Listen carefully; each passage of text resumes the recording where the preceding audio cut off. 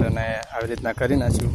શું કે પોણીયા ના ભરાય ને માટીએ વળી ગઈ, બે સાઈડનું બે કોમ થઈ ગયું. જોઈ લો ટોમેટો આ થોડા ગાળિયા પડ્યા છે, મંદા છે હજી તો પાળે કરશે એટલે હું કહે ખાતર દાટી નાખ્યું હંગાત આવી રીતના કરો એટલે પોણીયા ના ભરાય બે મકા અને સોળે હું કરે ને મૂળ વિકાસ કરવા મળે એકદમ. જોઈ લો ખોરવાનું ચાલુ જ છે.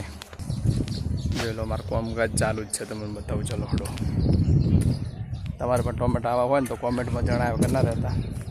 જોઈ લો જઈશના મમ્મી એ ચૌ કામકાજ ચાલુ છે. જો પાવડા લે છે, બોલો તમારા કોઈ પાવડા આવી રીતના લે છે કોઈ? ખોરવાનું ચાલુ છે.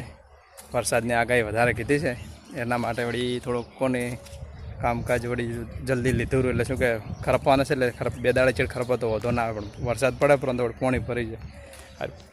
આ પાણીના લીધે આ બાદ પાણી ભરાઈ ગયું ને એટલામાં એટલે મંદા ટોમેટા થઈ ગયા. જો ડોકા તો હજી જોઈ જ રહ્યા છે, ફૂગ લાગે છે. જોઈ લો આ ફૂગનો ભાગ છે આખો. ટોમેટો ફૂગનો હોય, ફૂગને રીતે આવે ને તો આવી રીતના થઈ જાય.